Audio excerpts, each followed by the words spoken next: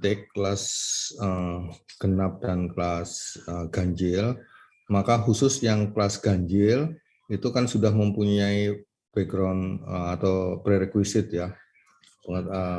Beberapa sebetulnya mata kuliah kita itu tidak terkait dengan prerequisite, tetapi penyampaiannya kadang-kadang itu harus mendahului dulu lah gitu, paling tidak agar bisa mendasari membuat suatu keputusan. Tapi sebetulnya hanya mata kuliah ini saja sih, kalau yang lain tidak saling mendukung seperti itu gitu. Jadi paling tidak di semester di kelas yang reguler atau ganjil itu kan bisa sudah menerima metopen ya, metodologi penelitian PTV, kemudian ada filsafat, kemudian ada apa lagi ya, isu mungkin ya, isu-isu apa saja yang kekinian ya dari dari pendidikan vokasional kita atau TVET dan seterusnya. Nah, untuk kelas genap saya mengingatkan kalau Anda memulai menulis kemudian sudah mempunyai judul sejak awal, kemudian menemukan suatu gejala yang memang harus Anda teliti, yang kelasnya itu kelas doktor, maka silakan Anda memulai membuat proposal gitu. Tetapi kalau Anda merasa masih kesulitan juga tidak apa-apa.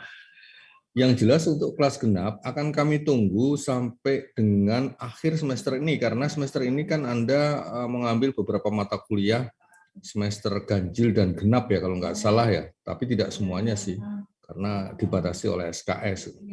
Maka di akhir mata kuliah silahkan sesuaikan dulu, kemudian baru akan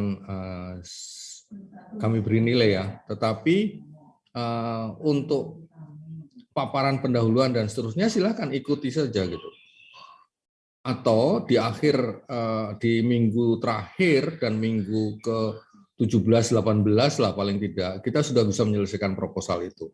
Ini untuk yang kelas genap ya. Jadi kami beri waktu untuk menyesuaikan dengan mata kuliah metopen yang juga sedang Anda ambil, juga mata kuliah filsafat vokasional ya yang sedang Anda ambil, sehingga nanti utuh. Tapi khusus untuk kelas genap saja. Kalau untuk kelas ganjil, saya berharap di akhir itu sudah punya proposal memang gitu, yang siap untuk diseminarkan gitu. Kemudian semester depan ya atau semester ini ya, itu ada mata kuliah seminar disertasi gitu. Nah, setelah seminar disertasi itu Anda ikuti, kan Anda baru bisa masuk ke seminar proposal ya, ujian seminar proposal gitu.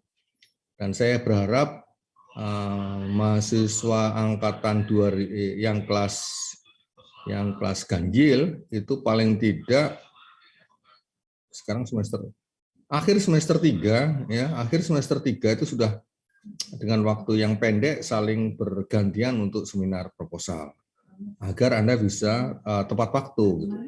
Dan itu sudah dilakukan sejak tahun angkatan 2019, angkatan 2020 sekarang ini sudah mulai masuk seminar proposal yang saya targetkan akhir pertengahan semester ini mereka sudah mulai seminar.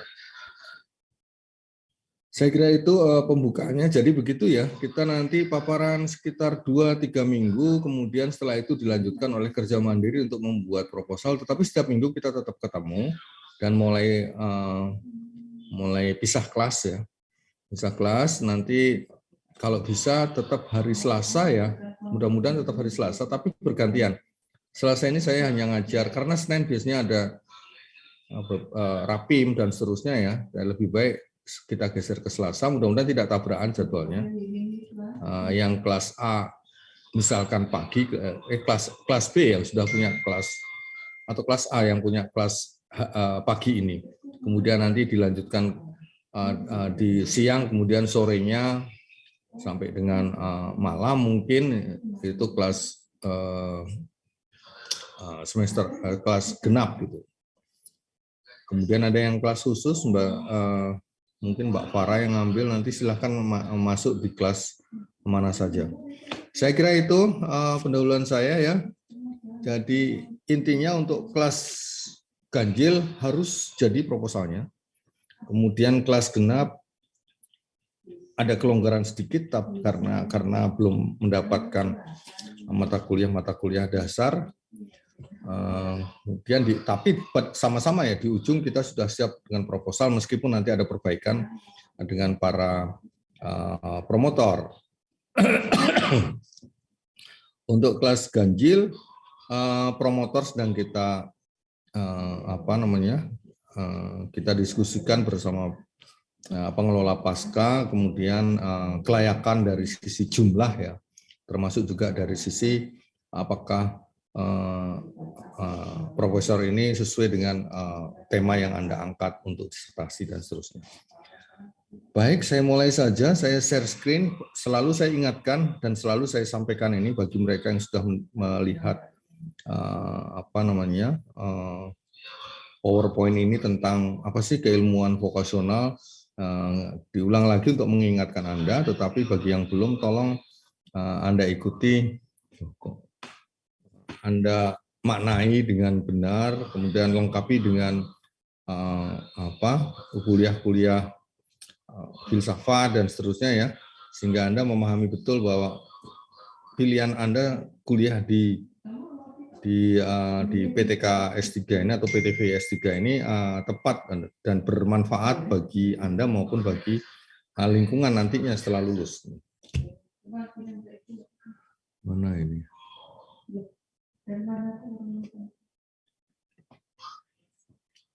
Bapak Ibu,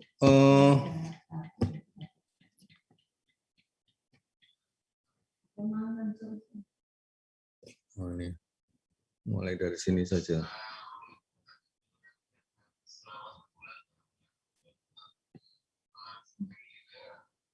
Baik,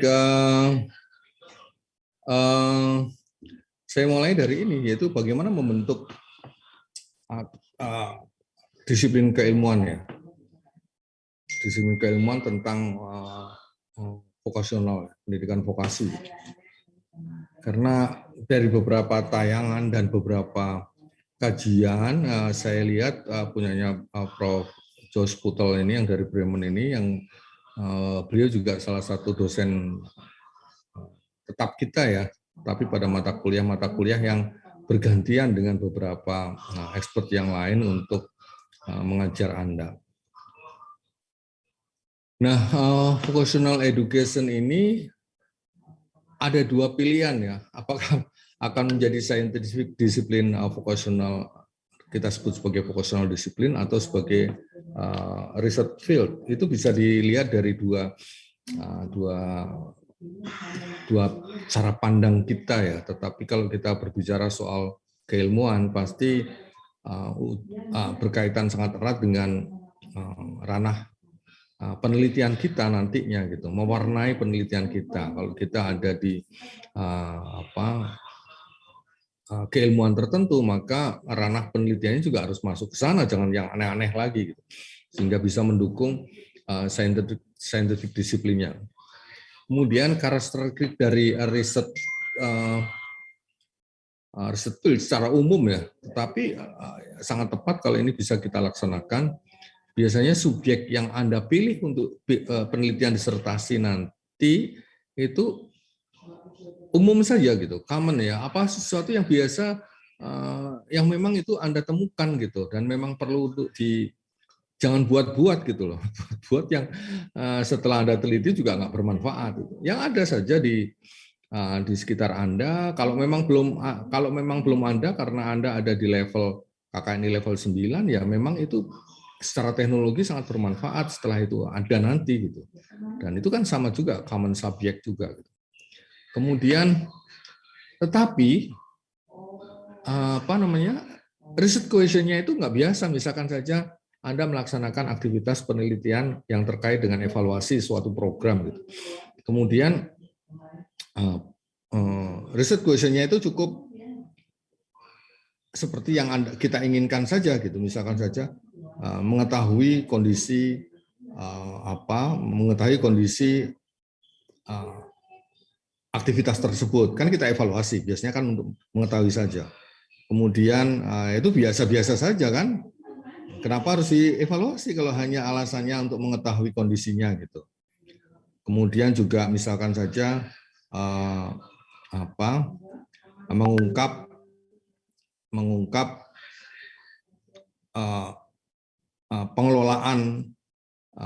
pengelolaan suatu program pendidikan, misalkan gitu aja.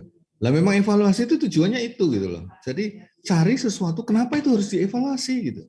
Itu hanya salah satu saja kalau kita mengambil tema evaluasi dan yang lain ya. Jadi dalam konteks pertanyaan itu tolong Prof John dan senior-senior dulu selalu mengatakan kemengapaannya itu apa sebetulnya gitu. Kenapa itu harus diteliti gitu loh. Itu di pendahuluan harus kuat ya, apalagi di disertasi gitu. Jadi kalau sekedar ingin buat model gitu saja sudah gitu, karena belum ada. Itu belum research question yang betul-betul untuk sekelas disertasi gitu loh. Jadi pasti ada sesuatu. Kenapa sih Anda harus membuat itu? Jadi research question-nya itu sangat-sangat spesifik yang memang itu akan menunjukkan kualifikasi Anda menemukan itu atau mencapai pada tataran di research question itu. Anda harus sanggup untuk mengevaluasi, Anda sanggup untuk mengatasi atau mencarikan jalan keluar dari riset itu gitu. Sehingga Anda bisa ahli di bidang itu. Jadi tolong ya sekali lagi pada saat Anda membuat research question dalam konteks big question ya, itu Anda harus tahu betul-betul bahwa sesuatu yang memang spesifik bagi Anda dan bagi masyarakat akan bisa bermanfaat gitu. Kemudian common method ya, itu juga metodologinya jangan yang aneh-aneh gitu. Ya, yang ada saja yang ada di tempat yang sudah disampaikan oleh para ahli gitu. Soalnya kalau aneh-aneh maka akan ada pertanyaan nanti bagaimana validitasnya gitu dengan metode itu. Toh metode itu kan Anda temukan sendiri, belum teruji gitu. Metodologi itu bisa digunakan dan bagus gitu. Nah, ini cari saja yang sesuai dengan itu. Kemudian jadi kalau kita sudah mempunyai problematika ya, ini loh yang spesifik bagi Anda. Apalagi riset-riset yang ada judulnya nanti apa istilahnya case study ya atau studi kasus ya. Itu betul-betul harus kasus betul, bukan sekedar melihat sepeda kemudian Anda ini bisa jadi case study nih, bagaimana cara membuat sepeda. Bukan itu, gitu. Case study itu pasti ada sesuatu yang sangat khusus, yang unggul, yang orang lain itu memang harus tahu itu. Gitu. Tapi hanya sepintas saja itu juga bukan, itu akan ada di nomor kedua tadi. Common research question-nya itu apa? Sangat biasa gitu, yang sulit untuk kita sebut sebagai sesuatu yang memang luar biasa sehingga perlu ada action research gitu. Kemudian terminologinya juga yang biasa, yang umum juga yang bisa difahami bersama. Kemudian secara mendasar dia itu sudah terminologi sudah bisa dikenal dan dimanfaatkan nantinya gitu. Jangan yang aneh-aneh juga. Gitu. Jadi itu karakteristik dari research field yang nanti Anda ungkap ya, Anda ambil sebagai bagian terpenting dari final studi Anda di studi S3. Kemudian what is the scientific discipline? Artinya dalam vocational discipline ini ya. Maka kita rujuk sajalah agar Anda yakin bahwa vocational education itu ada gitu, bukan menjadi bagian dari teknologi atau bagian dari pendidikan itu sendiri dan seterusnya. Itu ada gitu. Jadi kalau kita mau merujuk ada tiga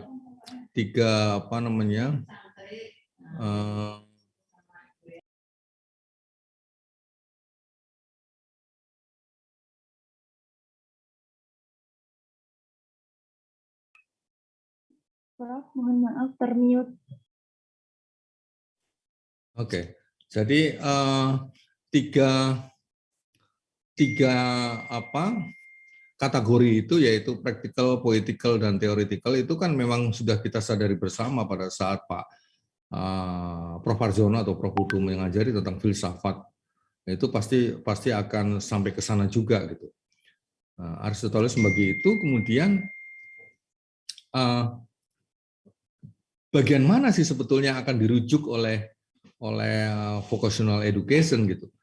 Jadi misalkan saja yang biru itu sudah menunjukkan ya, practical science itu content ethics, politik, kemudian practical science termasuk juga study of poetry and political ya, practical, political, and theoretical. Yang political termasuk studi tentang poetry dan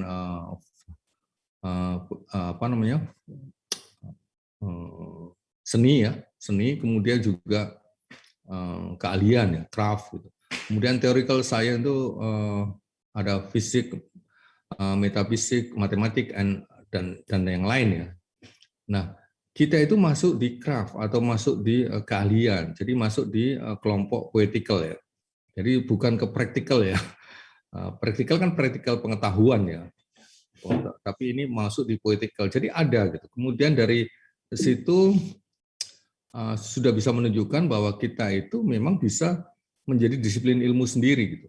Ini hanya skemanya saja. Kita masuk di ini Handbook ini ya, Handbook dengan bahasa Jerman. Kemudian, nah kalau karakter Thomas Kuhn ya, karakter keilmuannya seperti apa?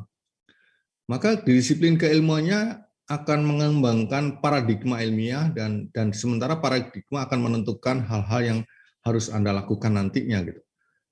Di mana paradigma ilmiah adalah ide pemandu, kemudian bisa juga jadi inti dari teori yang mendasari dan ada hipotesis tambahan yang melindungi terhadap argumen tandingan. Jadi kalau itu dipatahkan oleh konsep yang lain, maka konsep yang Anda pegang itu ada argumen tandingannya. Kalau tidak ada, bukan karakter keilmuan gitu loh.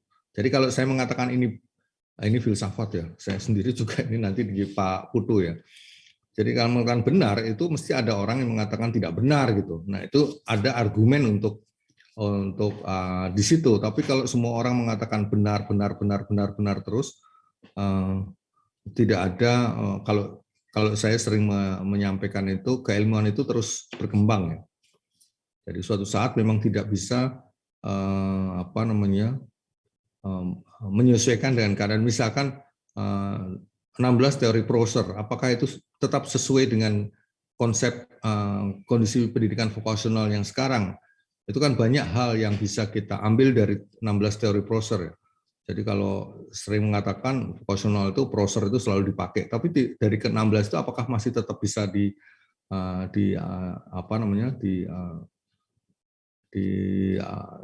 diikuti gitu ya. Misalkan saja tentang bahwa pendidikan itu harus mempunyai kesamaan dengan industri. Kalau dalam teori Prosser bukan sekedar kesamaan, tapi alat-alatnya harus sama. Kan sulit sekali dalam konteks perkembangan keadaan secara eksperimen sekarang ini ya kan, dengan adanya digitalisasi di berbagai aspek, kemudian ada era disruption dan seterusnya kan, sulit sekali kita ikuti bahwa alatnya ini gitu. Kemudian di industri ada ini, kita ikutin saja alatnya, belum tentu. Karena mereka berkembangnya sangat cepat dan seterusnya. Kemudian juga dalam paradigma itu sendiri, apa yang diamati dan disusun, ada sesuatu yang harus diamati dan disusun. Kemudian jenis pertanyaan diajukan dan yang dipandang layak untuk diperiksa. Jadi yang tadi itu tidak sekedar pertanyaan ya, tetap kemudian bagaimana pertanyaan-pertanyaan ini harus dirumuskan. Ini harus terdokumen, runtut ya pada saat kita membuat pertanyaan, maka itu bisa didukung dengan dilandasi oleh teori-teori yang memang Anda nanti cuplik ya, kemudian Anda gunakan gitu. Kemudian bagaimana hasil survei ilmiah harus ditafsirkan. Jadi kalau nggak bisa ditafsirkan itu bukan ilmiah lagi gitu. Harus bisa ditafsirkan. Itu yang sering kita sebut sebagai validasi. Validasi dari apa yang kita lakukan itu harus ada terus. Pada saat kita mengatakan ini penelitian saya yang berhasil membuat unggulan dari keahlian saya sehingga saya bisa berkembang dengan apa yang saya teliti ini dan seterusnya. Kemudian ciri-ciri tambahan dari ilmu sendiri dari Ludwig Fleck ya. Itu membutuhkan bagaimana mengembangkan gaya berpikir, ya.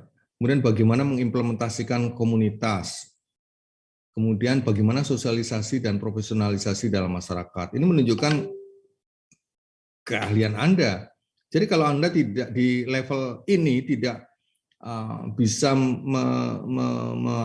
menunjukkan bahwa sesuatu yang sedang Anda teliti itu memang beralasan ya, biasa tapi beralasan dan memang sangat dibutuhkan oleh masyarakat dan seluruh, apalagi sampai ada kata-kata itu kemudian dibuktikan benar ini bisa gitu, dan itu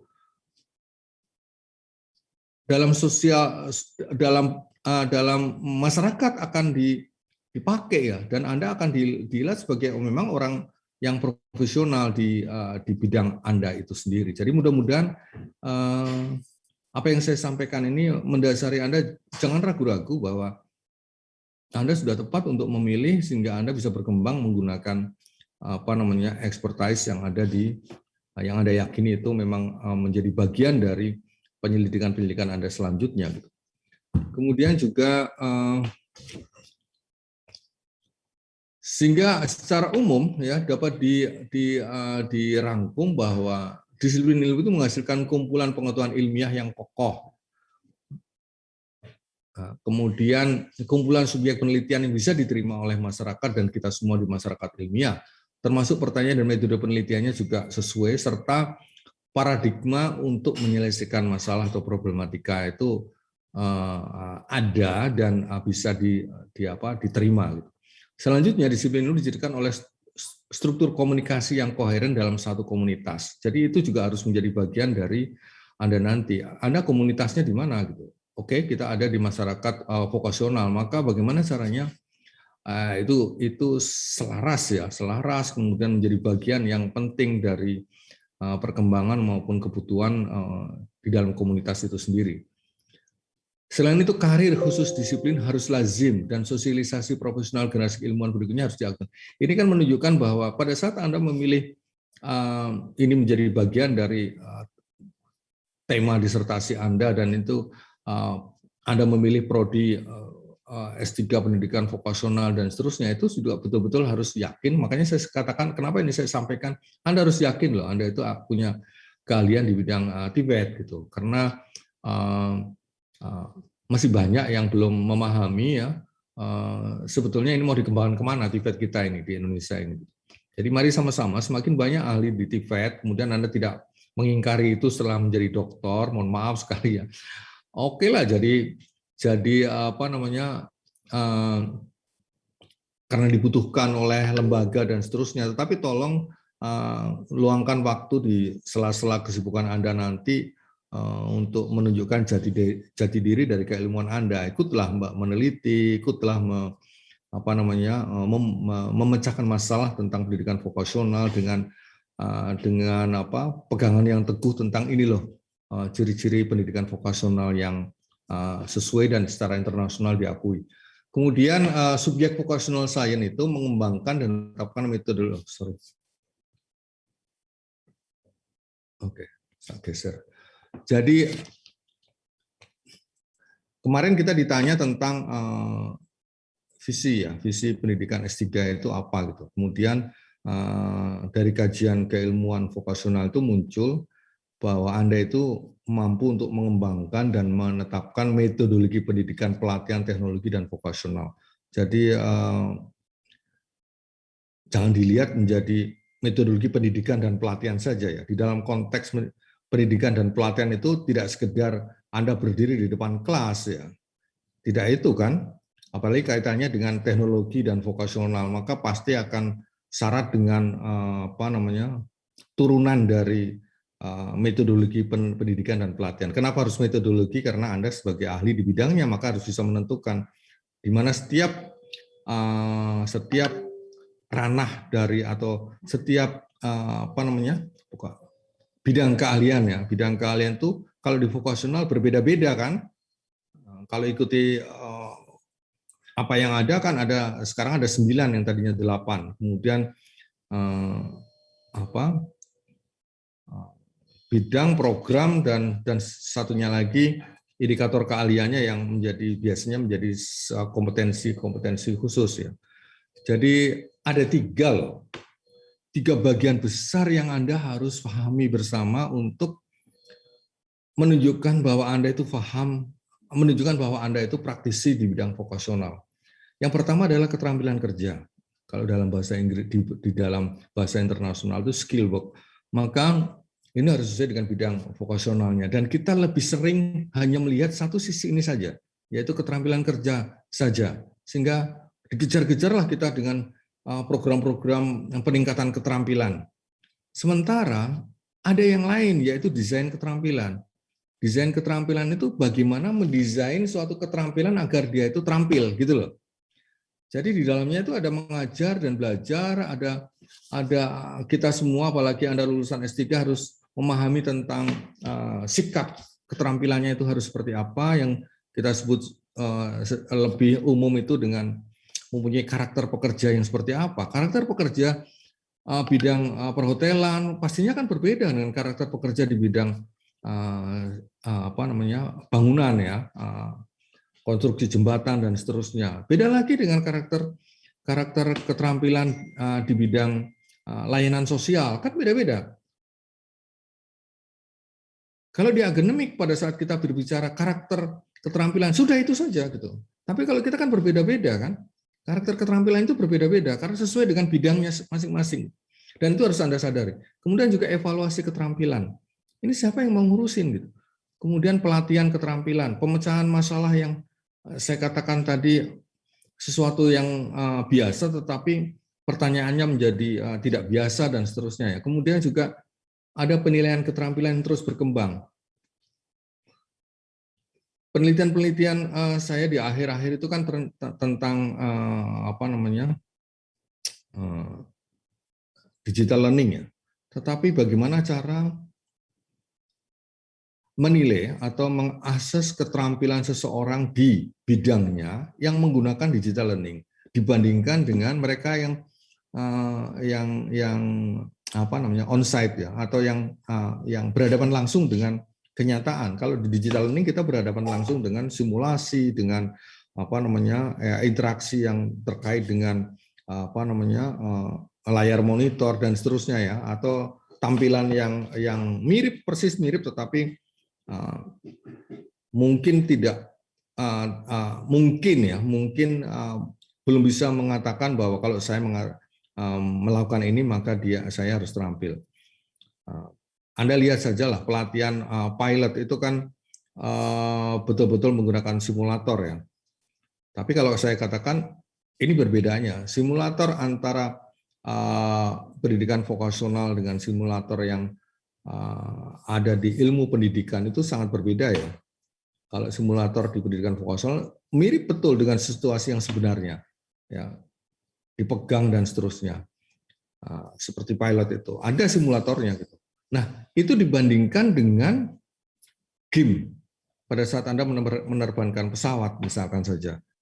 Apakah setelah Anda lulus menjadi jagoan di game tersebut ya dengan skor yang tertinggi ya, top skor lah, kemudian Anda keluar dari layar komputer seperti ini, kemudian Anda duduk persis sama dengan duduk di simulator pesawat ya, belum ke pesawatnya langsung, tombolnya persis semuanya gitu. Apakah Anda seterampil itu? Tidak lagi menggunakan tombol yang ada di papan ketik dan seterusnya, tapi Anda betul-betul berhadapan dengan situasi yang sebenarnya dari kokpit pesawat misalkan saja. Apakah Anda juga bisa seterampil Anda mencapai skor yang tertinggi? Belum lagi nanti ditambah dengan rasa cemas pada saat Anda berhadapan langsung dengan pesawatnya itu sendiri. Anda duduk di kokpit yang sebenarnya, kemudian ada di runway dan seterusnya. Apakah betul Anda Nah ini sampai yang saya katakan sampai sekarang juga kita belum mempunyai alat evaluasinya seperti apa gitu. Dikaitkan dengan pembelajaran saat ini dengan digital learning tersebut. Apakah bisakah kita mengklaim bahwa keterampilan yang saya latihkan melalui digital learning ini setara dengan keterampilan kalau seseorang berlatih langsung dengan alatnya gitu. Ini kan kalau ada yang mau meneliti silakan saja gitu. Saya sendiri masih bukan berarti kita mungkin belum bisa menemukan mana sih ya antara. Nah, pada saat kita berbicara seperti itu, kalau kita berbicaranya dalam konteks keterampilan, kan kita tidak bisa meninggalkan siapa yang mau pakai keterampilan itu kan. Kalau kita terkait dengan kondisi ekonomi, pasti adakah manufaktur atau yang lain, misalnya perhotelan dan seterusnya yang akan menggunakan keterampilan itu. Otomatis kan nggak mungkin pendidikan vokasional itu tidak terkait dengan lembaga-lembaga tempat mereka akan bekerja nanti ya.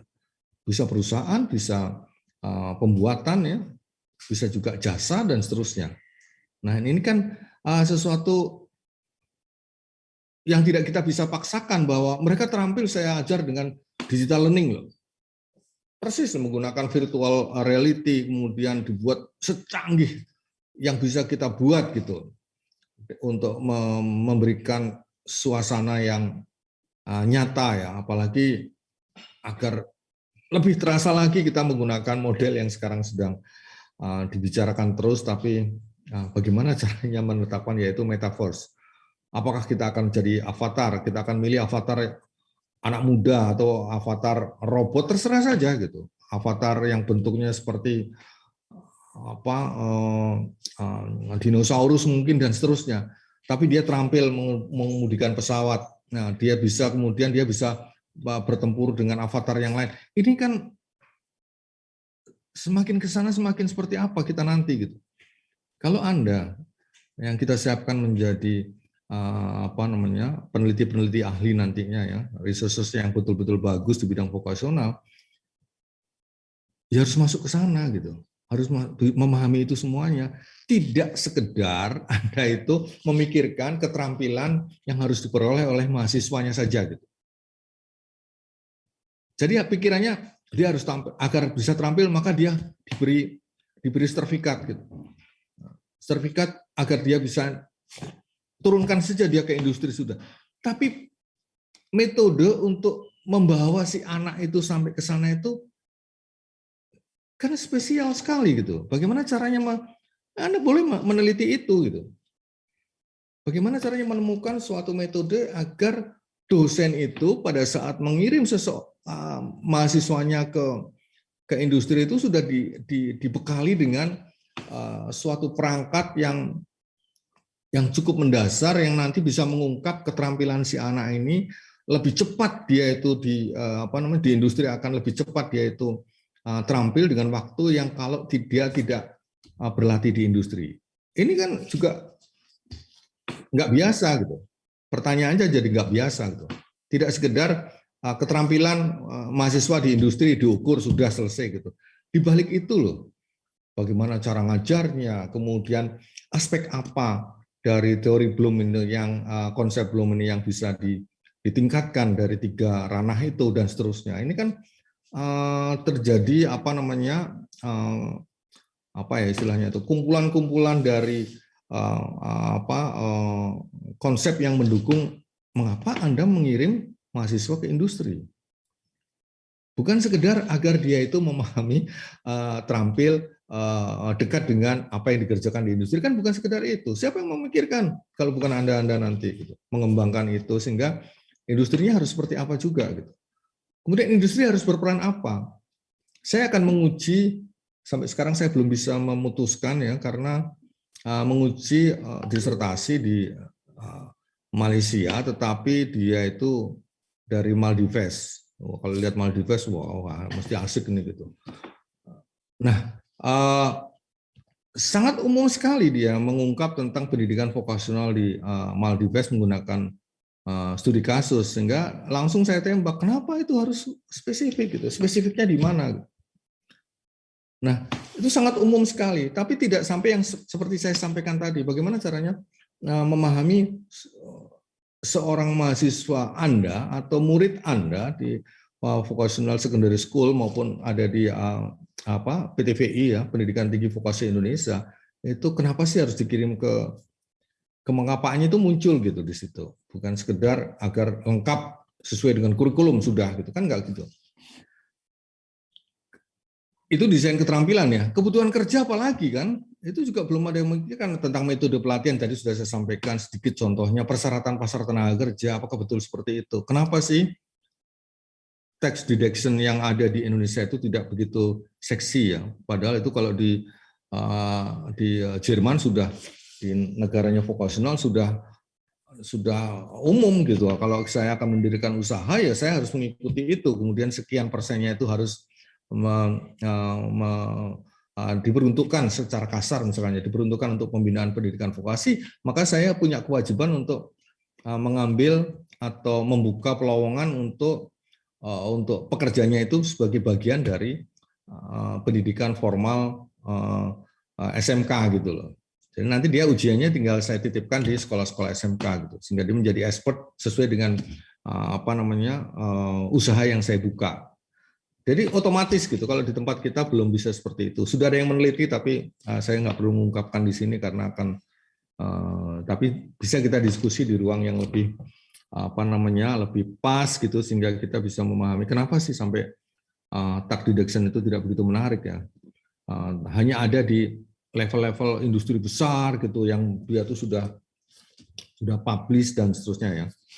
Kemudian itu saya kira dasarnya, sehingga Anda nanti pada saat membuat proposal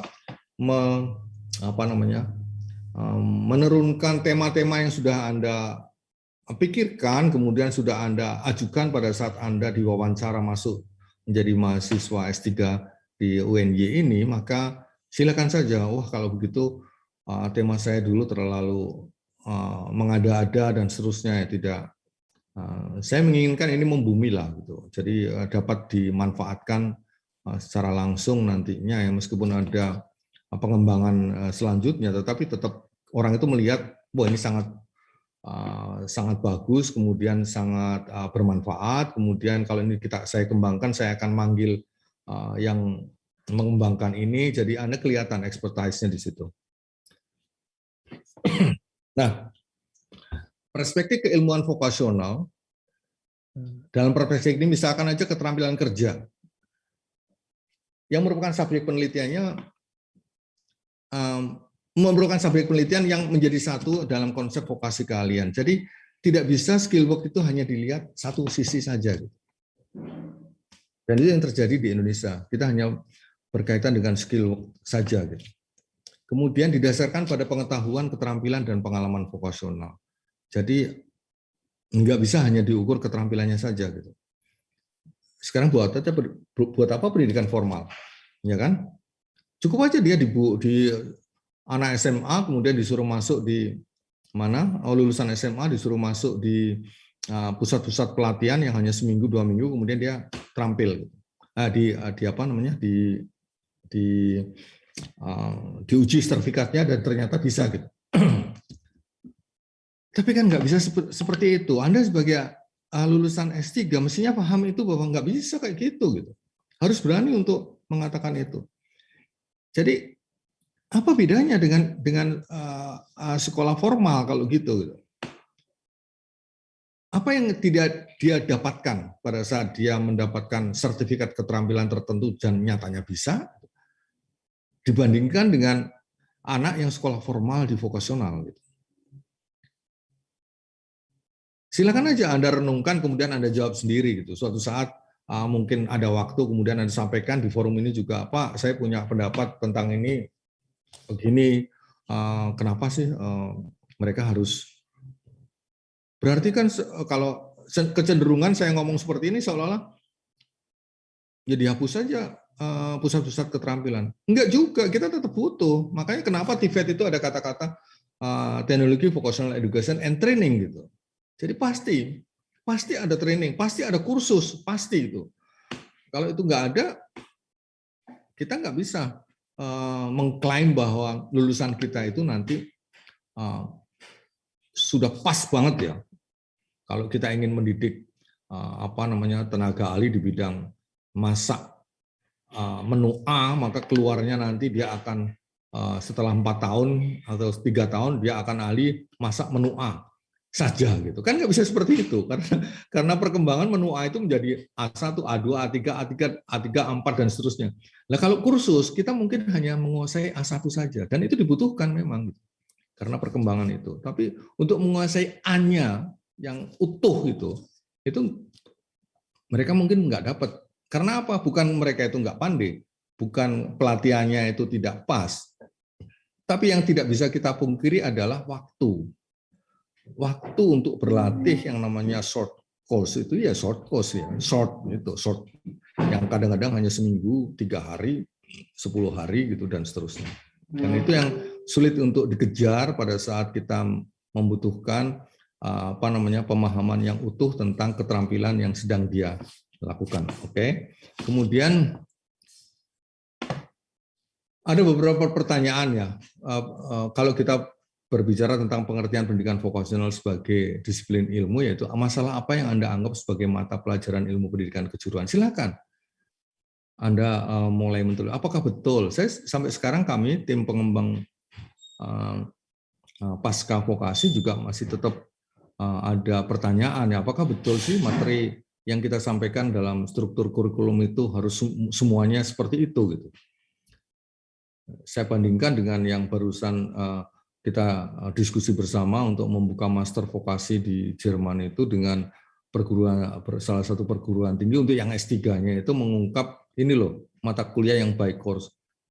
Ada beberapa yang mirip dengan mata kuliah yang kita sampaikan gitu, tapi lebih sederhana lagi gitu, tapi dalam gitu, yang di sana. Kemudian apa disiplin ilmu dan bidang penelitian terkait yang akan berkontribusi pada pendidikan kejuruan sebagai disiplin ilmu. Ini juga masih luas sekali ya, silakan. Jadi jangan menggunakan kacamata kuda ya pada saat kita ini ya dibuka aja kacamatanya luas sekali ya. Pada saat Anda sebagai lulusan S3 itu harus seperti itu, tidak fokus satu gitu. Nah, mungkin kita juga sedang debatable apakah betul pendidikan vokasi itu nanti akan terkotak-kotak ya, lebih spesifik ya. Apakah akan seperti itu yang didapatkan, apalagi sekarang adanya era digital ya, yang pembelajarannya sudah dituntut harus ya, tidak sekedar melengkapi ya, tetapi harus menggunakan online. Maka sangat luar biasa perkembangannya yang sampai sekarang pun sedang kita kembangkan terus ya di Asia ya. Asia kita punya perkumpulan Asia bagaimana sih membentuk pembelajaran agar mereka itu terampil tapi secara online ya dengan remote. Karena apa? Karena kondisi gitu. Karena kondisi dipicu dengan kondisi pandemi. Yang kedua, memang ke depan harus menggunakan itu gitu. Kalau itu nggak digunakan, mereka juga tidak akan terampil karena kondisinya sudah berbeda. Mahasiswa kita, termasuk Anda kan tidak akan lepas dari smartphone sekarang. Termasuk saya juga. Kenapa bisa seperti itu? Enak aja sekarang membuat rapat bukan karena nggak ketemu rapatnya menjadi jarang, semakin banyak lagi dan tidak kenal waktu. Jam setengah 10 rapat, malam lagi gitu. Jadi seselanya aja, setelah mereka pimpinan punya waktu, kemudian di Jakarta waktunya hanya untuk seminggu ke depan tinggal jam 8 malam sampai jam 10, ya mereka akan rapat di situ gitu. Pakai daring. Dulu kan nggak mungkin, rapat paling sehari sekali 2 kali sudah cukup, karena sekarang sudah, apa akan mau dihindari? Saya ulang lagi, apakah Anda akan menghindari mahasiswa di dalam kelas tidak boleh membuka handphone? Ya, padahal mereka itu, ya suasananya saja, bagaimana kita bawa mereka pada saat kita memberi kuliah, mereka juga membuka apa yang kita omongkan sehingga ada istilah-istilah yang aneh, mereka langsung bisa tahu menggunakan Google source dan seterusnya sehingga lebih kuat apa yang kita berikan. Ada lagi pertanyaan, manakah pertanyaan penelitian vokasi yang sedang apa nih? dibutuhkan dalam ilmu pendidikan vocational science. Misalkan bagaimana TVET mengisi kesenjangan antara output sekolah dan permintaan industri, kan umum itu. Di balik itu apa yang mau kita cari gitu. Kemudian apakah penting bagi pekerja terampil untuk memiliki sertifikat kompetensi? Ini hanya pertanyaan-pertanyaan pancingan ya. Bagaimana kurikulum pendidikan vokasi, misalkan pariwisata, menjawab kebutuhan lokal? Bagaimana kerjasama dengan industri mempengaruhi pelajar ataupun mahasiswa TVET? Dan banyak penelitian yang dibutuhkan dalam ilmu pendidikan vokasional yang dibalik pertanyaan itu membutuhkan suatu usaha agar dapat mengungkap apa sih sebenarnya, bukan sekedar dia punya keterampilan itu, tapi ada mengapanya, bagaimananya, dan seterusnya. Saya kira itu. Sebelum saya masuk, kita masih punya waktu setengah jam. Enggak sampai ya, karena jam 9 saya ada acara. Ada satu lagi yang mau saya share, yaitu paparan pertama dari Prof. Sebentar. Dari Prof. Ini gimana ini? Oke, mana tadi? Ini saya out dulu.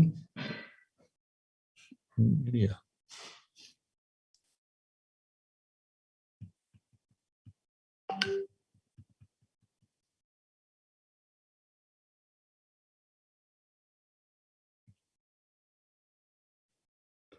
Oke, kalau begitu mana dulu ini?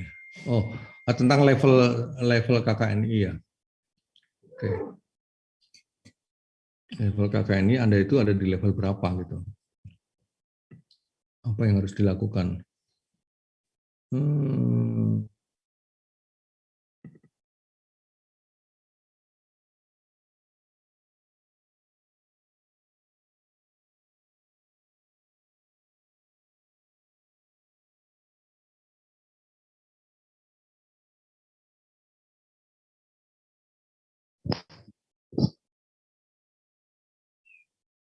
Halo, Prof.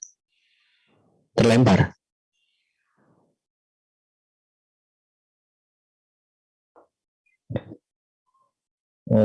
Terlempar nggih, Bapak Ibu, Prof. Huri? Sepertinya terlempar. Oh, nggih. Terlempar. Salah pencet Mbak Menawi. Oke.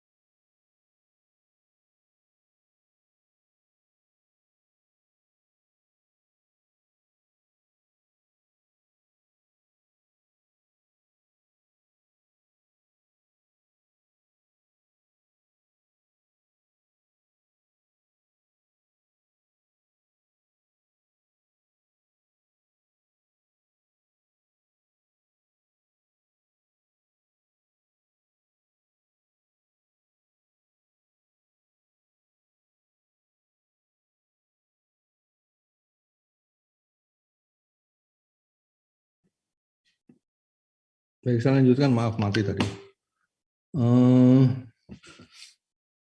Ini paparannya saya hanya dititipin dua ini, suruh menyampaikan.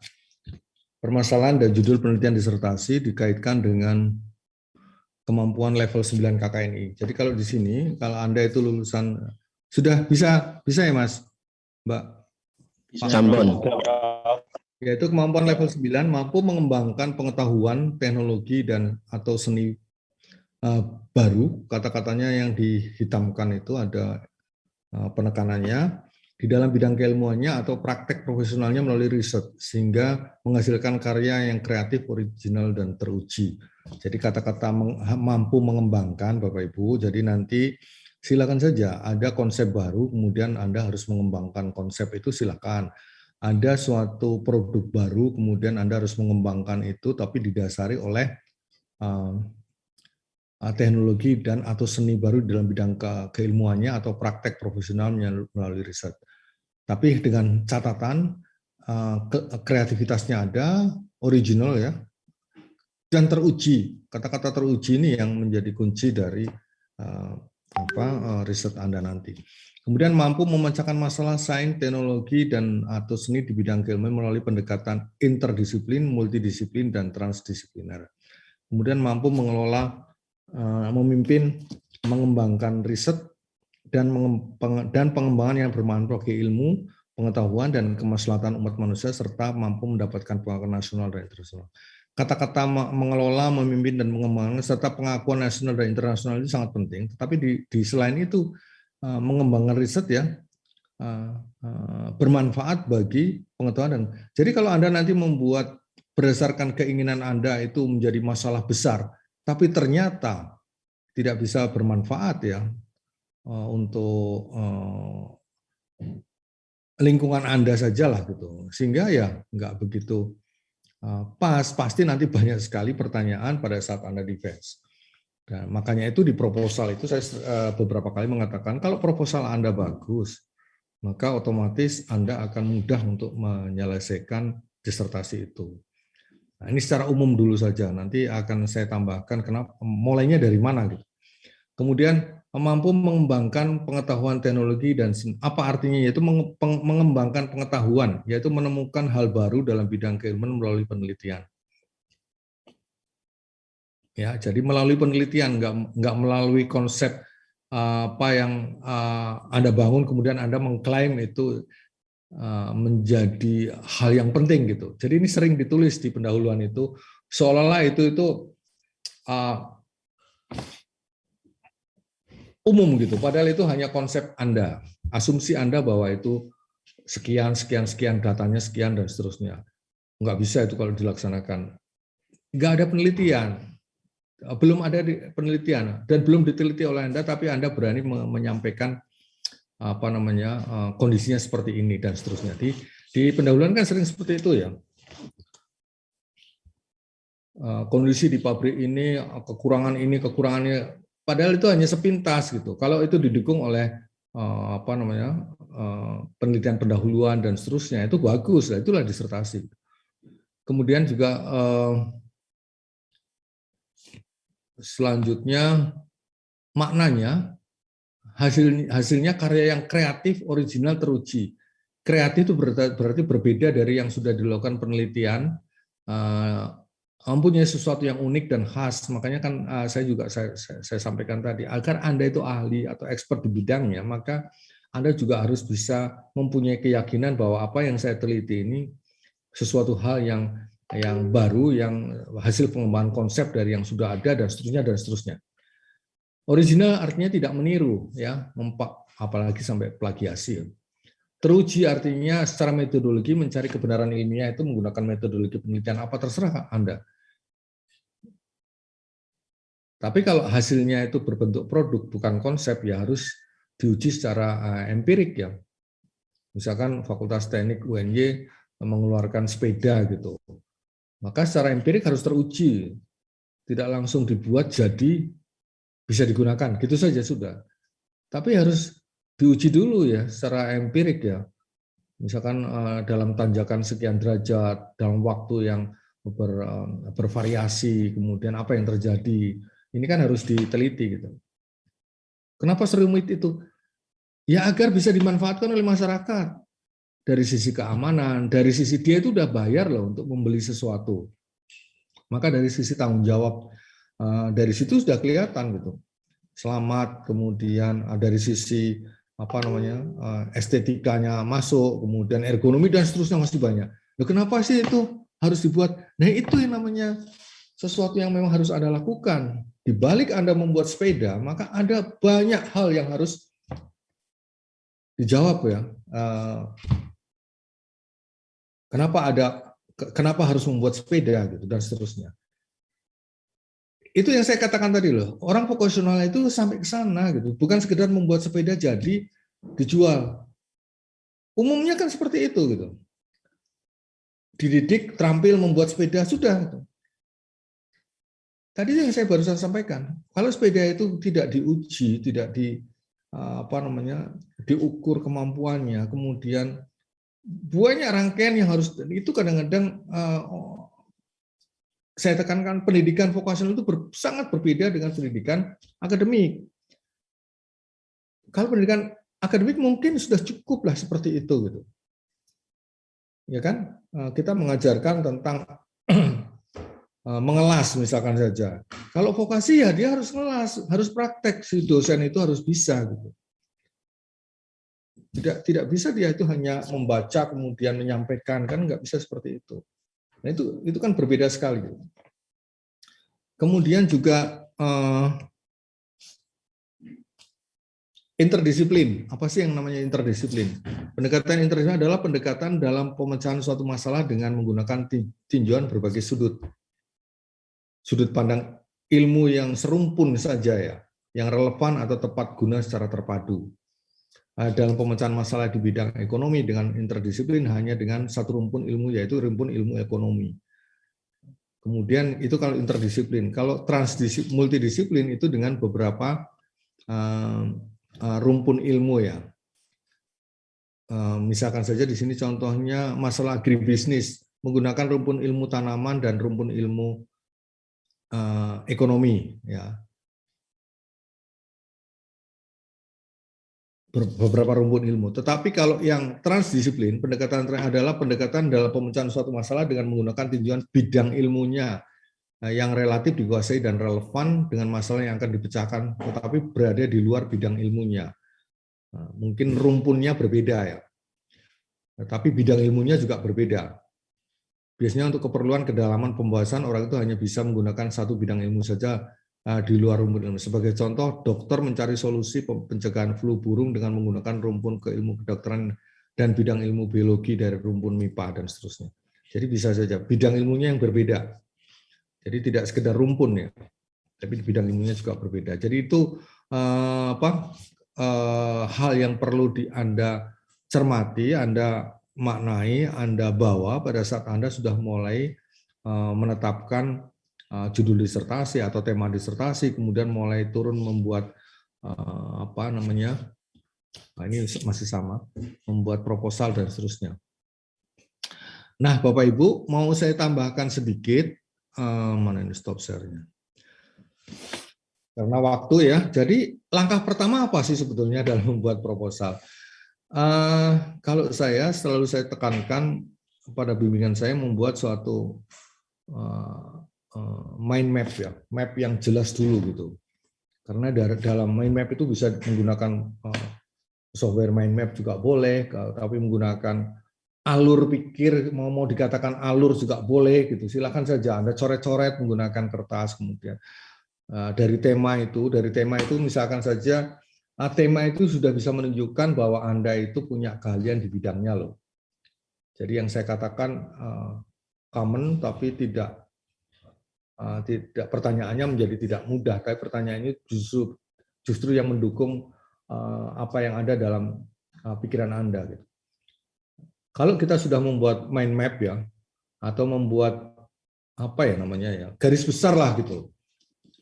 Misalkan di situ ada 3 variabel, kelihatan. Kalau kelihatan mudah, tapi kalau tidak kelihatan, maka Anda harus bisa menjelaskan secara utuh, secara reasonable di pendahuluan ya, di pendahuluan. Kenapa itu harus diteliti? Mengapanya itu harus kemengapaannya itu kalau senior bilang itu harus muncul gitu agar jelas gitu. Maka mulai sekarang coba Anda tentukan ya tema disertasi Anda, temanya dulu aja, mungkin judul belum sampai ya. Temanya saya akan meneliti ini karena ada sesuatu yang harus saya ungkap, kemudian saya meneliti ini karena sangat dibutuhkan, kemudian karena sudah mengatakan sangat dibutuhkan, Anda harus punya data, apa betul itu dibutuhkan. Tidak sekedar asumsi Anda bahwa itu dibutuhkan. Nah setelah itu turunlah menjadi tadi itu, peta ya, bisa dikatakan juga peta, bisa dikatakan juga kerangka pikir Anda gitu untuk kenapa harus meneliti itu gitu. Sehingga akan muncul nanti banyak sekali agak ya biarkan aja rumit. Biarkan saja Anda berpikir ini perlu ini terus ditulis terus ya. Setelah itu baru nanti diskusi, kemudian kita akan lihat alurnya lebih jelas lagi. Setelah alurnya jelas, Anda pindah ke bagaimana cara nulis. Ini juga perlu latihan lagi ya. Bagaimana cara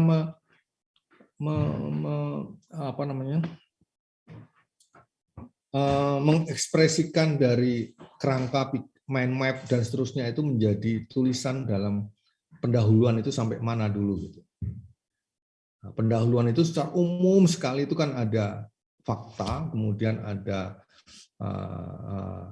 secara konsep itu ada, kemudian ada fakta, kemudian ada gap. Karena Anda pasti kan ingin mengungkap sesuatu kan, membuat sesuatu juga mengungkapkan untuk menolong atau untuk mengembangkan sesuatu. Maka gap itulah yang harus dilihat ya. Kemudian gap itu yang harus Anda teliti gitu. Itu secara umum ya. Tetapi pada saat nanti menurunkan menjadi pendahuluan itu hati-hati iya, tapi jangan takut. Kalau takut kemudian ini nanti nggak pas, nggak dibayangin terus seperti itu, nggak akan nulis-nulis. Sehingga program kita, schedule yang sudah kita tetapkan nanti akan meleset gitu. Jangan takut untuk menulis gitu, mulailah gitu. Tapi jangan berhenti. Berhentinya nanti setelah selesai gitu. Kalau Anda setiap menulis satu kalimat berhenti, nanti balik lagi gitu. Utuh dulu sajalah satu setengah paragraf atau satu paragraf gitu. Kemudian dari situ nanti kelihatan sambungan paragraf berikutnya harus apa ini gitu. Ya kalimat-kalimat terakhir di bagian paragraf itu Anda lihat itu mau ngapain, mau diapakan gitu. Baru nanti dilanjutkan di paragraf berikutnya. Kelihatan runtut gitu. Jangan tahu-tahu melompat ke pikiran Anda ya, konsep Anda ini.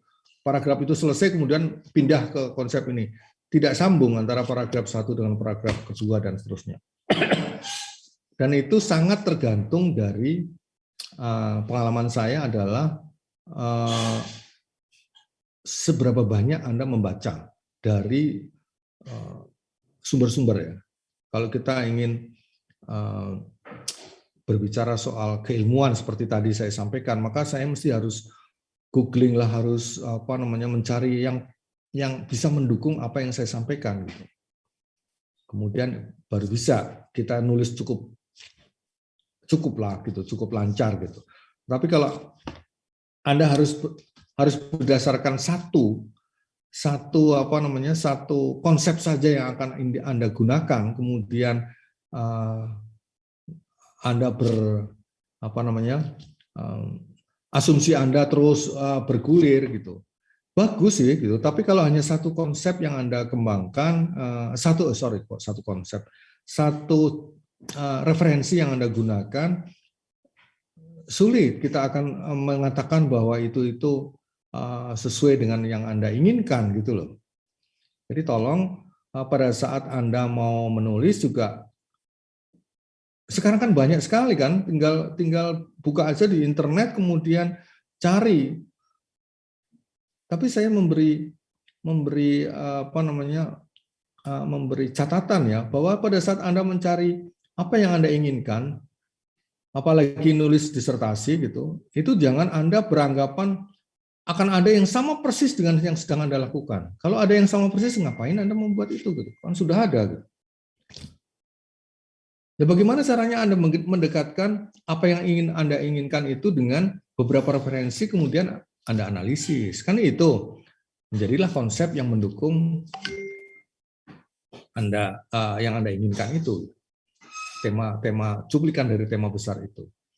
Jadi sekali lagi, jangan menganggap kalau kita ingin meneliti sesuatu, kemudian sesuatu itu kita cari di Google, di apapun juga, kemudian akan muncul gitu. Tidak selalu seperti itu. Sehingga nanti mulailah ya, kita temanya mudah-mudahan Bapak Ibu udah punya. Jangan pikirkan promotornya siapa dulu, ini sedang kita godok. Tapi coba Anda dari sekian tema itu yang Anda ada, kemudian Anda pilih salah satu saja untuk pelajaran mata kuliah kita itu, kemudian mulailah membuat mind map ya, atau rancangan belum rancangan penelitian ya, rancangan konsep Anda untuk mengatasi problematika itu seperti apa gitu. Itu dulu saja. Minggu depan kita ketemu lagi dengan tema yang lain ya. Termasuk juga tolong buka panduan penulisan tesis dan disertasi pasca sarjana ya. Karena nanti itu sudah dibuat, mestinya itu juga bisa digunakan untuk memandu Anda menulis proposal. Saya kira itu saja dulu. Saya harus pindah jam 9. 10 menit. Ada yang mau disampaikan atau ditanyakan lah atau mau didiskusikan untuk bahan minggu depan juga boleh. Kalau ada sesuatu yang ingin ditanyakan juga boleh. Silakan. Mohon maaf, Prof, izin bertanya saya, tapi terkait di luar kuliah ini, mohon maaf. Oke. Ya nggak apa-apa. Terkait, Saya Kaprodi toh. Kalau ada kaitannya dengan urusan prodi juga silahkan Anda tanyakan ya. kalau saya dari kelas B, Nurul Sarifin, ingin mengkonfirmasi terkait dengan nilai penulisan karya ilmiah yang semester sebelumnya, itu kan saya kan mendapat nilai K. Nah, untuk tugas-tugas artikel itu kan sudah saya kumpulkan, kemudian saya WA Prof. J. Kemarin yang udah WA ya, memang saya belum buka lagi. Mohon maaf sekali, saya belum buka lagi. Nanti saya mengkonfirmasi. Iya. Bagi kawan-kawan yang nilainya K, itu saya tidak menemukan artikel. Terus terang saja, artikel Anda gitu, draft artikel Anda, tentang review ya, literatur review. Sekalian aja bahwa tugasnya itu kan literatur review, tapi apapun juga saya terima dan sudah saya nilai kan. Ada beberapa kawan yang bukan literatur review, jadi proposal penelitian gitu loh.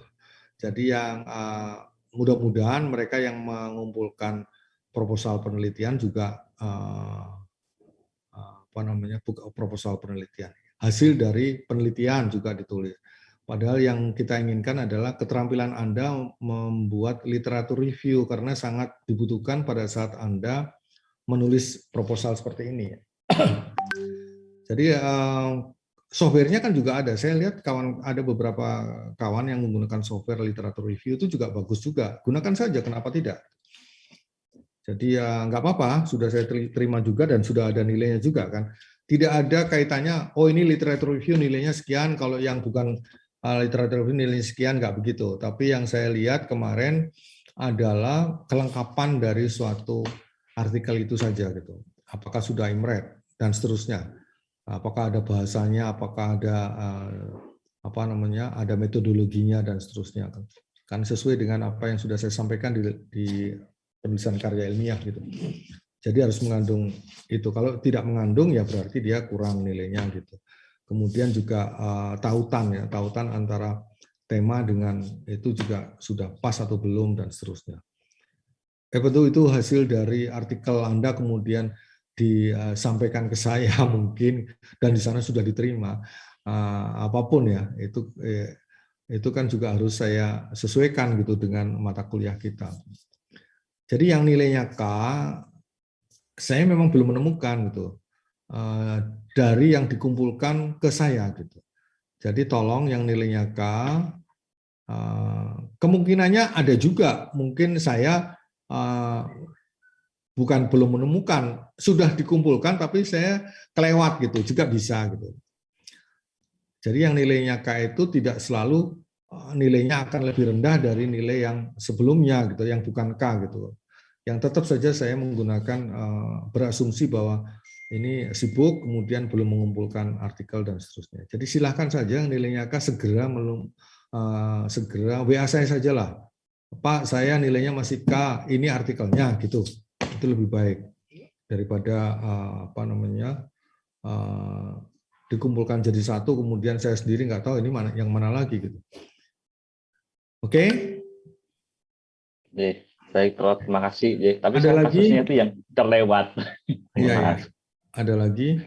Karena ada juga yang sudah nilainya ada, saya lihat, tapi belum masuk di KRS juga ada. Saya memaklumi lah gitu. Anda belum tahu sistem di awal itu, belum tahu sistem bagaimana memasukkan KRS, dan itu menjadi agak rumit ya. Yang seperti itu ada kemarin Mbak Trimulasi kalau nggak salah ya. Nggih, Bu Ada. Trimulasi. Ya, itu nanti tolong, kemarin kan saya sudah diskusi agak bukan tidak, lebih baik kalau semester ganjil berarti kan semester depan diambil lagi saja, kemudian apa namanya, di awal itu sudah nanti nilainya langsung keluar gitu. Jadi nanti di semester ganjil Anda ngambil ditambahin itu lebih enak, nanti masuknya alasannya ada gitu, meskipun itu bukan kesalahan Anda ya. Anda belum tahu bagaimana caranya merubah, padahal seharusnya pada saat ini yang baru ada kelas genap ya, saat menambah mengurangi itu masa Anda bisa menambahkan mata kuliah baru dan mengurangi mata kuliah yang sudah Anda ambil. Itu ya. Nanti kan ada pengumumannya. Jadi yang nilainya belum masuk karena namanya belum ada di daftar nilai, itu berarti kan belum ada di KRS Anda gitu. Itu nanti kita masukkan di semester depan. Oke. Ada lagi? Yeah, Prof, I have a question. Ya, Boleh Kak? silakan. Cisse, Oh, Cisse ya. Abdurrahman Oke. Cisse. Oke. Ya, saya hanya sedikit bingung because dari sistem akademik dari Syakab, saya lihat ada academic supervisor, Prof. Dr. Cipto Budi Handoyo. I know. But Prof itu dari sini. Iya, So, iya. I just ask myself, apakah Bapak itu akan menjadi dosen pembimbing saya atau bagaimana? Yeah, until now it's right. It's like that. But don't worry about that. All of the students that under the dosen pembimbing Pak siapa Cipto ya, Pak Cipto Budi ya. Cipto Budi. Ya, Is it Cipto right? Budi. Yes. Iya. Nanti gimana caranya ya? Sebentar, memang agak rumit. The point is, don't worry about that. Okay, Pak. And then if Pak Cipto yet to sign your KRS, yeah, it's fine. Okay. Because I am as a head of study program can handle it after that. But the point, another point is about please report about that to me. Jadi kawan-kawan yang lain kalau ingin tanda tangan Pak Cip kok sulit dan seterusnya, silakan saja kontak ke saya dulu. Like Cisse now. Oke? Okay. Thank you, Prof. Juga kan. Ada lagi? Mohon izin, Prof. Oke. Terima kasih Prof atas paparan yang disampaikan. Insya Allah teman-teman angkatan 2021 ini komitmen Prof untuk bonek ya bahasanya. Artinya untuk percepatan menyelesaikan disertasi. Nah ini Prof, terkait dengan data yang kemarin sudah kami kumpulkan dan kami sampaikan ke Prof Buri, itu baru terkumpul ada 29 Bapak Ibu yang sudah mencoba mengumpulkan tema, beserta juga calon promotor serta kopromotor. Nah apabila diizinkan Prof, ini Prof dari Korprodi, teman-teman ini mau istiqomah tekad bulat untuk pilihannya itu. Kemudian setelah itu apakah diizinkan juga berkomunikasi dengan calon promotor atau menunggu dari Korprodi selaku nanti yang akan melakukan penetapan siapa promotornya untuk menentukan tema. Mungkin itu Prof. Matur nuwun. Terima kasih. Baik, Cisse, I forget about you, but I hope that you can know that I use a bahasa ya. It's okay. Yeah, But if you want to know another, if you have a problem, another problem, I think you can WhatsApp me, and then I will give you the completely of your information that you need. Okay? Yeah, okay, Prof. Thank you very much. Jadi Bapak Ibu, nanti minggu ini saya akan coba tanyakan lagi kapan rapat penentuan promotor. Promotor sudah saya serahkan, kemudian mudah-mudahan minggu ini ada rapat itu, kemudian minggu depan Anda sudah punya ketetapan promotornya siapa. Karena begini Bapak Ibu, kenapa agak sulit sih sekarang ini, karena jumlah profesornya yang aktif, yang dalam sisi waktu bisa mengantarkan Anda, karena kan banyak yang mau pensiun, kami itu kerepotan terus terang saja. 2 tahun lagi banyak profesor yang pensiun. Nah, maka 2 tahun lagi, itu pada saat Anda di ujung disertasi Anda selesai insya Allah, malah mungkin sudah ada yang selesai, maka Amin. maka Anda pasti akan gencar berkomunikasi dari sekarang sampai dengan akhir tahun ini. Nah, tidak semua promotor kita bagus-bagus, saya yakin bagus. Tetapi ada kendala pada saat bapak-bapak ini menjelang pensiun, mudah-mudahan insya Allah saya enggak itu lupa ini, lupa itu, dan seterusnya, sehingga agak sulit Anda berkomunikasi, dan ini yang saya jaga kan itu juga. Tapi juga saya tidak akan melepaskan Anda pada semuanya punya kompeten, kompetennya bagus-bagus, tapi apakah di bidangnya, itu loh Mas, Bapak Ibu.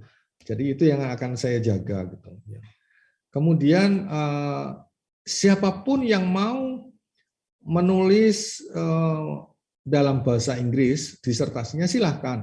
Nanti akan saya carikan satu international supervisor, ya, seperti CC. Nanti pasti you will get the international supervisor. It's not all come from Indonesia, CC. One of the supervisor, in my opinion, I think it's better if they come from your country. It's possible. It's possible. If possible, it's like that. But if not possible, I will try to involve the international supervisor from Malaysia or from Taiwan, because I have to make sure that that supervisor come from the university that has a study program like us, like in UNY, vocational or TVET PhD program like that. Taiwan, Malaysia, and Brunei, and Germany, of course, and I think that's country, and then we have access to contact them. But if you have from your country, and then she or he is a professor in vocational education, I think that's better. Okay. But here we speak French, so I prefer if I can have a lecturer. Okay, that's the problem too. Maybe it's not as a supervisor, but maybe as a international or external examiner, I think is fine. Even though with French language, yeah, and then you can try to translate in English. But it's up to you.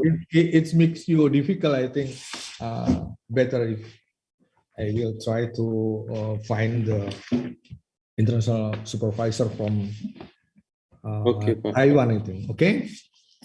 Ya, Pak. Jadi begitu you in Bapak, advance. Bapak Ibu, bahwa kita masih menunggu dalam minggu depan, mudah-mudahan ya, minggu depan ini sudah adalah, nanti secepatnya akan saya komunikasikan. Ya Mas Galih ya, saya tahu lah Anda kan butuh waktu juga untuk pendekatan dan seterusnya, dan as soon as possible begitu Anda menerima itu, kemudian Anda merasa bahwa saya punya sesuatu yang sulit untuk berkomunikasi dengan promotor tersebut, jangan dilanjutkan, segera berkontak dengan saya, kemudian kita akan, jangan di tengah-tengah baru Anda, Pak saya bisa nggak saya ganti promotor, wah itu sangat rumit, karena ada etika, ada dan seterusnya ya. Jadi kalau di depan lah, kalau Anda tidak merasa misalkan jauh, kemudian Anda tahu bahwa bidangnya itu Pak Bruring tidak pas dan seterusnya, yang menempatkannya tidak pas, silakan komplain tapi di depan ya. Oke? Jadi jangan di tengah-tengah, terus terang saja. Kemudian kalau Anda bisa mengusulkan, tapi kalau Anda mungkin dari perguruan tinggi lain, kemudian Anda merasa bahwa Pak di sini ada promotor saya kemungkinan bagus, tolong disampaikan, saya tunggu seminggu ini. Kemudian tidak menutup kemungkinan promotor Anda itu ada di, misalkan ada di mana, di perguruan tinggi lain ya, tapi yang jelas dekat dengan vocational sign ya, keilmuan vokasional, jangan memilih yang di luar itu. Nanti bisa menjadi co-promotor. Karena saya kemarin mengusulkan kenapa kita tidak coba menggunakan promotor di luar perguruan tinggi kita gitu, yang memang paling tidak H-indeksnya sudah memenuhi ya. Anda lihat H-indeksnya promotor itu apakah sudah memenuhi atau belum, minimal kan berapa, 4 ya, punya H-indeks 4 di Scopus ya. Kemudian artikelnya banyak ditulis sesuai dengan artikel yang sesuai dengan tema disertasi yang Anda kembangkan dan seterusnya. Oke? Baik, Bapak Ibu, di luar itu silakan kontak saya ya, kalau ada masalah gitu. Jangan izin bertanya. Oke, Mbak Tri, monggo. Ya, terkait tadi yang KRS belum masuk tadi, saya kurang bisa menangkap penjelasannya, bisa diulangi Prof, karena Mbak Tri bisa ngambil. Begini, kalau KRS itu dibutuhkan oleh Anda, apalagi yang Anda itu dibiayai oleh beasiswa, itu kan sulit ya. Itu harus ada, nilai itu harus ada gitu. Tapi kalau biaya sendiri tidak terkait dengan laporan gitu, bisa diambil semester depan, dimasukkan dalam pengambilan, itu kan semester ganjil ya. Tergantung dari semesternya. Kalau semester ganjil berarti semester depan diambil lagi, tapi tidak kuliah gitu loh. Hanya untuk menempatkan agar nilai itu bisa masuk di itu. Gitu. Karena tidak, sekarang sudah tersistem. Kalau sekarang harus buka izinnya itu sampai atas, kemudian dan seterusnya gitu. Kita akan coba sih untuk mencoba itu. Kalau di tengah-tengah nanti berhasil ya nggak masalah juga kan. Tapi kalau tidak berhasil, salah satu cara yang paling mudah ya mengikuti sistem itu ya semester depan itu kan masih ada kan, Mbak Tri kan? ya. Mau lulus semester ini? Enggak, Prof, mau cuti dulu setelah semester ini. Oke, kalau gitu semester depan ngisi KRS saja. Semester depan mau cuti? Halo, Mbak Tri, semester depan mau cuti? Iya, rencananya mau cuti karena sudah masuk tahapan. Jadi nanti saya ambilnya nanti di semester ganjil. Baik, nanti akan polanya seperti itu nanti. Okay. Saya masukkan, kemudian tidak mengambil kuliah supaya nanti secara nilai juga bisa dimasukkan di sistem. Oke, itu strategi Oke, lah. terima kasih. Monggo, nggih. Nggih, nggih. Dan Mbak Tri kan dari Kulon Progo, kemarin kita udah paparan di depan Pak Bupati ya tentang kawan-kawan yang lain kalau mau mengambil lokasi penelitian di Kulon Progo itu sangat bermanfaat. Ya. Dan Mbak Tri sudah saya laporkan juga, ada salah satu dari KPU yang sedang ambil dan mereka sangat senang kalau nanti ketemu sama Pak Peda, kemudian Pak Wakil Bupati, kemudian sampaikan saja, siapa tahu nanti dapat support ya, kemudian dapat kemudahan juga untuk melaksanakan aktivitas penelitiannya. Oke? Ya. Ada lagi kalau udah jam 9 ya. Mohon maaf saya harus geser. Terima kasih. Mudah-mudahan kita bisa bertemu minggu depan. Kita tutup dengan berdoa sesuai dengan keyakinan kita masing-masing. Alhamdulillahirabbil alamin. Mohon maaf apabila ada sesuatu yang kurang. Terima kasih. Saya out ya. Bahannya nanti saya kirim ke grup. Terima kasih. Assalamualaikum. Waalaikumsalam. Waalaikumsalam. Terima kasih, Prof. Terima kasih, Prof. Waalaikumsalam. Terima kasih, Prof. Lili.